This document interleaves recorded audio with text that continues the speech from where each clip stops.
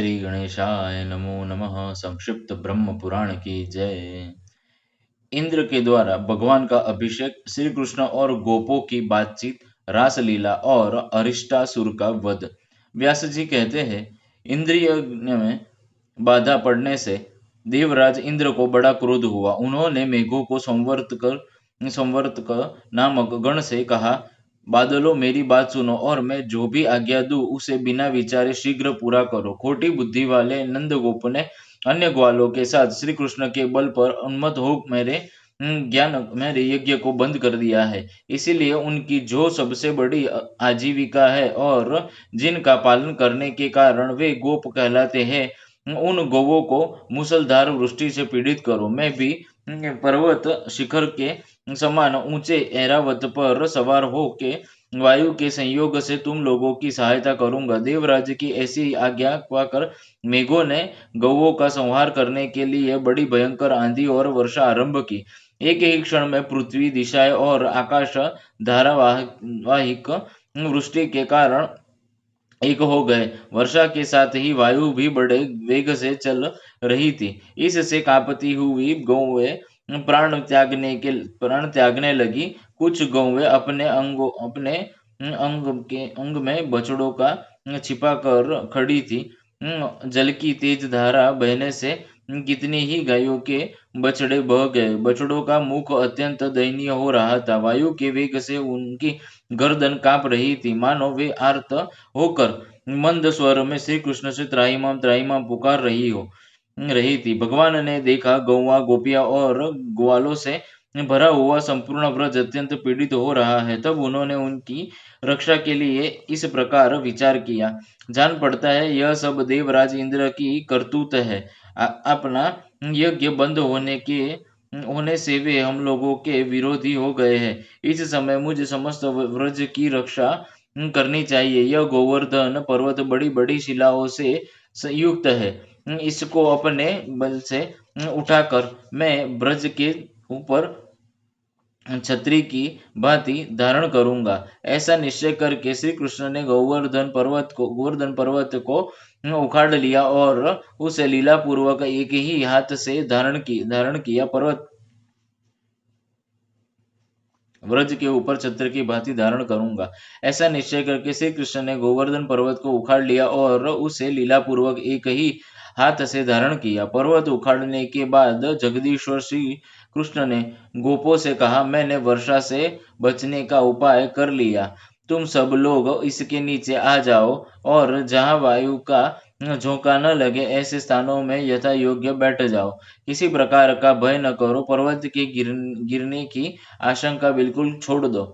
भगवान के योग कहने पर समस्त गोप छकड़ों पर बर्तन, भांडे और गौओं के साथ उसके नीचे आ गए। वर्षा की धारा से पीड़ित हुई गोपियां भी वही आ गई। श्री कृष्ण ने गोवर्धन पर्वत को स्थिरता पूर्वक धारण कर रखा था। वहां तनिक भी हिलता डुलता नहीं था। व्रज में रहने वाले गोप गोपी जन हर्ष और विस्मय पूर्ण दृष्टि से उन्हें देखते रहे। वे प्रेम पूर्वक निर्मिष नेत्रों से देखते हुए भगवान की स्तुति करते रहे। नंद के व्रज में मेघों के लगातार 7 रातों तक वर्षा की। वे इंद्र की आज्ञा से गोपों का विनाश करने पर तुले थे, परंतु श्री कृष्ण तब तक उस पर्वत को धारण कर किए खड़े रहे कि जब इसे गोकुल की पूर्ण रक्षा हुई और इंद्र की प्रतिज्ञा झूठी हो गई। तब उन्होंने बादलों को वर्षा करने से रोक दिया। बादल हट गए, आकाश स्वच्छ हो गया और इंद्र का षड्यंत्र सफल न हो सका। तब समस्त व्रज के लोग प्रसन्नता पूर्वक वहां से निकलकर पुनः अपने स्थान पर आए। फिर श्री कृष्ण ने भी महापर्वत गोवर्धन को यथास्थान रख दिया। व्रजवासी विस्मित होकर उनकी यह लीला देख रहे थे। श्री कृष्ण ने गोवर्धन पर्वत धारण करके समूचे गोकुल को बचा लिया। यह जानकर इंद्र को उनके दर्शन की इच्छा हुई। वे महागज ऐरावत पर आरूढ़ हो व्रज में आए। वहां देवराज ने गोवर्धन पर्वत के समीप श्री कृष्ण को दर्शन किया। वे गोप शरीर धारण करके गौवें चरा रहे थे। उनका पराक्रम अनंत था। संपूर्ण जगत के रक्षक भगवान श्री कृष्ण वहां ग्वाल बालों से घिरे हुए खड़े थे। ऊपर पक्षीराज गरुड़ अन्य प्राणियों से अदृश्य रहकर श्री हरि के मस्तक पर अपने पंखों से छाया कर रहे थे। यह देखकर इंद्र एकांत में ऐरावत हाथी से उतरे और प्रेम से एक टक देखते हुए भगवान मधुसूदन से मुस्कुराकर बोले, महाबाहु श्री कृष्ण, मैंने आप के समीप जिस कार्य के लिए आया हूँ उसे सुनिए। मेरे प्रति कोई अन्यथा विचार नहीं करना चाहिए। परमेश्वर, आप ही संपूर्ण जगत के आधार है और पृथ्वी का भार उठाने के लिए भूतल अवतीर्ण हुए हैं। मेरा यज्ञ बंद होने से मेरे मन में विरोध जाग उठा और मैंने गोकुल का नाश करने के लिए बड़े बड़े मेघों को वर्षा करने की आज्ञा दे दी। उन्होंने ही यह संहार मचाया है, परंतु आपने महापर्वत गोवर्धन को उखाड़ कर समस्त गौओं को कष्ट से बचा लिया है। वीरवर, आपके इस अद्भुत कर्म से मुझे बड़ी प्रसन्नता हुई है। कृष्ण, मैं तो अब ऐसा मानता हूँ कि आज ही देवताओं का सारा प्रयोजन सिद्ध हो गया, क्योंकि आपने एक ही हाथ से इस गिरिराज को ऊपर उठा रखा था। श्री कृष्ण, आपने गौवंश की बहुत बड़ी रक्षा की है, अतः आपका आदर करने के लिए मैं गौवों की प्रेरणा से यहाँ आपके समीप आया हूँ। गौवों के आदेश अनुसार आज मैं उपेंद्र के पद पर आपका अभिषेक करूंगा। आज से आप गौओं के इंद्र होकर गोविंद नाम से विख्यात होंगे। यो कहकर इंद्र ने ऐरावत हाथी से घंटा उतारा। उसमें पवित्र जल भरा हुआ था। उस दिव्य जल से उन्होंने श्री कृष्ण का अभिषेक किया।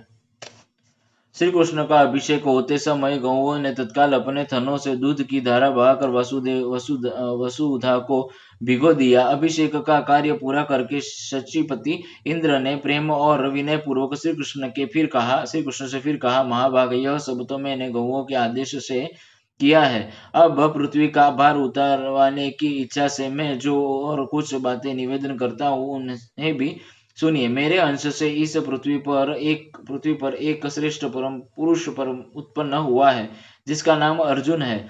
आप अपनी सदा रक्षा करते रहे और आप उसकी सदा रक्षा करते रहे। मधुसूदन अर्जुन वीर पुरुष है, वह इस भूमि का भार उतारने में आपकी सहायता करेगा। जैसे अपनी रक्षा की जाती है, वैसे ही आपको अर्जुन की भी रक्षा करनी चाहिए। श्री भगवान बोले, देवराज, मैं जानता हूँ भरत वंश में आपके अंश से अर्जुन की उत्पत्ति हुई है। मैं जब तक इस भूतल पर रहूंगा अर्जुन की रक्षा करूंगा। मेरे रहते हुए अर्जुन को युद्ध में कोई भी जीत न सकेगा। महाबाहु, कंस, अरिष्टासुर, केशी, कुवलयापीड़ और नरकासुर आदि दैत्यों के मारे जाने के पश्चात महाभारत युद्ध होगा। उसकी समाप्ति होने पर यह जानना चाहिए कि पृथ्वी का भार उतर जाएगा। आप जाइए, पुत्र के लिए चिंता न कीजिए। मेरे आगे अर्जुन का कोई भी शत्रु सफल न हो सकेगा। केवल अर्जुन के लिए ही मैं युधिष्ठिर आदि पांचों भाइयों को महाभारत के अंत में कुंती देवी के समीप सकुशल लौटाऊंगा। श्री कृष्ण के यो कहने पर देवराज इंद्र ने उन्हें छाती से लगाया और ऐरावत आरूढ़ हो पुनः स्वर्ग को प्रस्थान किया। तदंतर श्री कृष्ण और गौओं और ग्वाल बालकों के साथ पुनः ब्रज में लौट आए। गोपियों की आंखें उनके पथ पर लगी हुई थी। उनकी दृष्टि से वह मार्ग पवित्र हो गया था। इंद्र के चले जाने पर गोपों ने अनायास ही अद्भुत कर्म करने वाले श्री कृष्ण से प्रेम पूर्वक कहा, महाभाग, आपके गोवर्धन पर्वत उठाकर हमारी और गौओं की बहुत बड़े भय से रक्षा की है। तात यह अनुपम बाल लीला समाज में नीचा समझा जाने वाला ग्वालों के शरीर और आपका दिव्य कर्म, यह सब क्या है? आपने जल में प्रवेश करके कालिया नाग का दमन किया, प्रलंब को मार गिराया और गोवर्धन पर्वत को हाथ पर उठा लिया। इससे हमारे मन में संदेह पैदा होता है। अमित पराक्रम से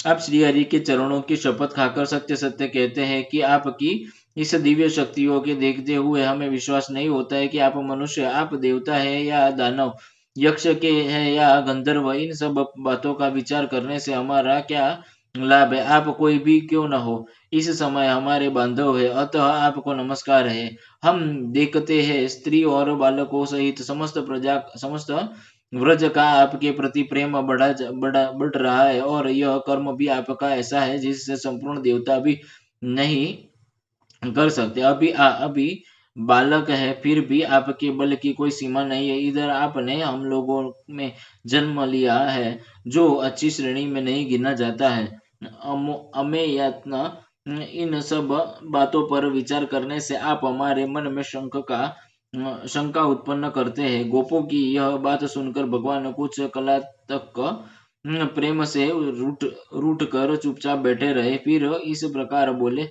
गोपगण, यदि मेरे साथ संबंध होने से आपको लज्जा नहीं आती है, अथवा यदि मैं आप लोगों का प्रिय हूँ, तो इस प्रकार विचार करने की क्या आवश्यकता है। यदि मुझ पर आपका प्रेम है, अथवा मैं आपकी प्रशंसा का पात्र हूँ, तो मेरे प्रति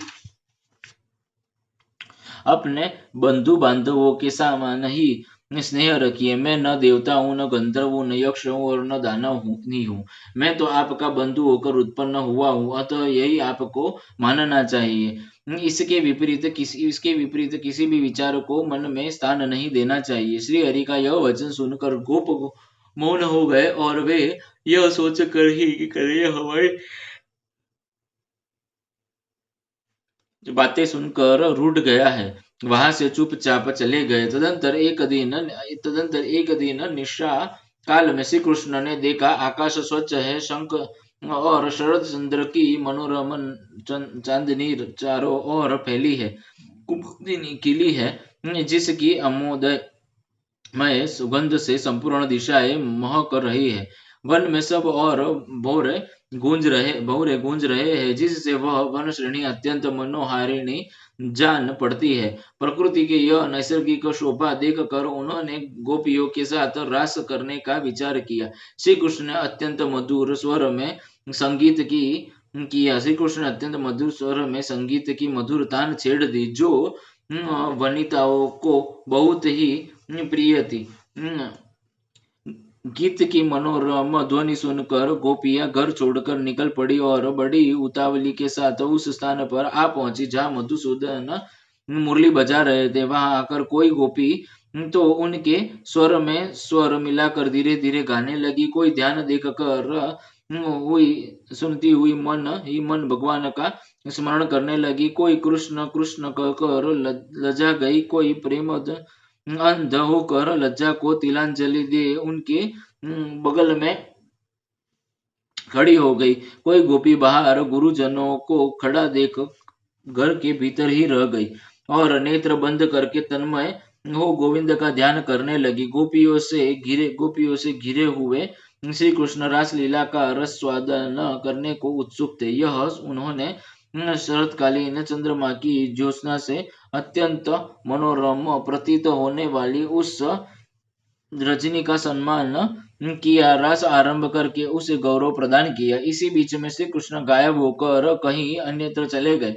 गोपियों का शरीर श्री कृष्ण की चेष्टाओं के अधीन था। वे झुंड ही झुंड अपने प्रियतम की खोज के लिए वृंदावन में विचरने लगी। उनके मन में केवल श्री कृष्ण के दर्शन की लालसा थी। वे वृंदावन की भूमि पर रात्रि में श्री कृष्ण के चरण चिन्ह देख कर उन्हें चारों ओर ढूंढ रही थी। श्री कृष्ण की विभिन्न लीलाओं का अनुकरण करती हुई उन्हीं में व्यग्र वो सब गोपियां एक ही साथ वृंदावन में विचरने लगी। बहुत खोजने पर भी जब श्री कृष्ण नहीं मिले, तब उनके दर्शन से निराश हो वे सब की सब लौटकर यमुना के तट पर आई और उनके मनोहर चरित्र का गान करने लगी। इतने में ही श्री कृष्ण उन्हें आते दिखाई दिए। उनका मुख कमल खिला था, और त्रिभुवन में रक्षक और लीला से ही सब कुछ करने वाले श्री कृष्ण को आते देख कोई गोपी अत्यंत हर्ष से भर गई। उसके नेत्र प्रसन्नता से खिल उठे, और वह कृष्ण कृष्ण कृष्ण की रट लगाने लगी। किसी ने भौवें टेढ़ी करके उनकी ओर देखा, और नेत्र रूपी भ्रमरों के द्वारा उनके मुख कमल की सौंदर्य माधुरी का पान करने लगी। किसी गोपी ने गोविंद को निहार कर अपने नेत्र बंद कर लिए और उन्हीं के रूप का ध्यान करती रही और हुई वह योग रूढ़ सी प्रतीत होने लगी। तब माधव ने किसी को प्रिय वचन कहकर और किसी को कुटिल भ्रूभंगी से निहार कर मनाया। सबका चित्त प्रसन्न हो गया। फिर उदार चरित्र वाले श्री कृष्ण ने रास मंडली बनवाई और समस्त गोपियों के साथ आदर पूर्वक रस लीला कि उस समय कोई भी गोपी श्री कृष्ण के पास से हटना नहीं चाहती थी। अतः एक स्थान पर स्थिर हो जाने के कारण रसोचित मंडल न बन सका। तब श्री कृष्ण ने एक एक गोपी का हाथ पकड़ पकड़ कर रस मंडल की रचना की। उस समय अनेक हाथ स्पर्श पाकर प्रत्येक गोपी की आंखें आनंद से मूंद जाती थी। इसके बाद रास लीला आरंभ हुई। चंचल चूड़ियों की झनकार के साथ क्रमशः शरद ऋतु की शोभा के रमणीय गीत गाए जाने लगे। उस समय श्री कृष्ण शरद ऋतु के चंद्रमा, उनकी चार चंद्रिका का और मनोहर कुमुद वन का वर्णन करते हुए गीत गाते थे, किंतु गोपियां बारंबार केवल श्री कृष्ण के नाम की ही गान करती थी। श्री कृष्ण जितने ऊंचे स्वर से रास की गीत गाते, उसके दुगने स्वर में समस्त गोपियां धन्य कृष्ण का उच्चारण करती थी। भगवान जब आगे चलते तब गोपियां उनके पीछे पीछे चलती थी और जब वे पीछे को घूम कर लौट पड़ते थे तब वे उनके सामने मुंह किए पीछे हटती थी। इस प्रकार वे अनुलोम और प्रतिलोम गति से श्री हरि का स्थान देती थी। मधुसूदन ने उस समय गोपियों के साथ ऐसा रास किया जिससे उन्हें उनके बिना एक क्षण भी करोड़ वर्षों के समान प्रतीत होने लगा। भगवान श्री कृष्ण सबके ईश्वर है। वे गोपियों में उनके पतियों में तथा संपूर्ण भूतों में भी निवास करते हैं। वे आत्म स्वरूप से संपूर्ण विश्व को व्याप्त करके स्थित है। जैसे सब प्राणियों में पृथ्वी जल भगवान की सबको व्याप्त करके स्थित है।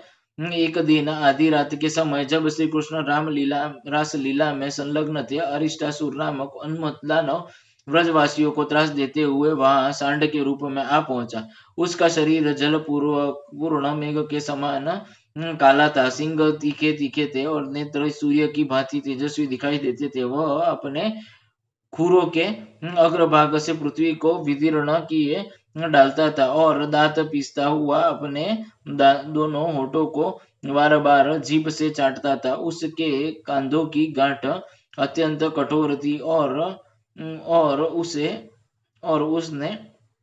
क्रोध के मारे अपनी पूंछ ऊपर उठा रखी थी। उसकी गर्दन लंबी और मुख विशाल था। वृक्षों से टक्कर लेने के कारण उसके ललाट में घाव के कई चिन्ह थे। सांकड़ा रूप धारण करने वाला वह दैत्य गौओं के गर्भ गिरा देता और सबको बड़े वेग से मारता था। सदा वन में घूमा करता था। उसके नेत्र बड़े बड़े भयंकर थे। उसे देखकर समस्त गोप और गोपनाएं अत्यंत भय से व्याकुल हो उठी और कृष्ण कृष्ण पुकारने वाले लगी। उनका अर्थनाद सुनकर श्री कृष्ण ने ताल ठोकते हुए सिंह के समान गर्जना की। वह शब्द सुनकर दुरात्मा वृषभासुर श्री कृष्ण की ओर ही दौड़ा। उसकी आंखें श्री कृष्ण के पेट की ओर लगी थी और उसने कुन्ही को सीध में रख के सिंहों का अग्रभाग भाग कर लिया था। उस महाबली दैत्य को आते हुए देख श्री कृष्ण अवहेलना पूर्वक हंसने लगे और अपने स्थान से तिल भर भी पीछे न हटे। जो ही वह दैत्य समीप आया मधुसूदन ने झट उसके दोनों सींग पकड़ लिए और अपने घुटने से उसकी कोख में प्रहार किया। सींग पकड़ लिए जाने से वह दानव हिल डुल नहीं पाता था। उसका अहंकार और बल दोनों नष्ट हो चुके थे। श्री कृष्ण ने उसकी गर्दन को भीगे हुए कपड़े की भांति निचोड़ डाला और एक सिंग उखाड़ कर उसी से उस पर प्रहार किया। उस इससे वह महादैत्य मुंह से रक्त वमन करके मर गया। उसके मारे जाने पर गोपों ने भगवान श्री कृष्ण की बुरी बुरी प्रशंसा की, ठीक उसी तरह जैसे पूर्व काल में जम्बासुर के मारे जाने पर देवताओं ने इंद्र की स्तुति की थी। श्री कृष्ण अर्पणमस्तु, श्री कृष्ण अर्पण, श्री कृष्ण अर्पणमस्तु।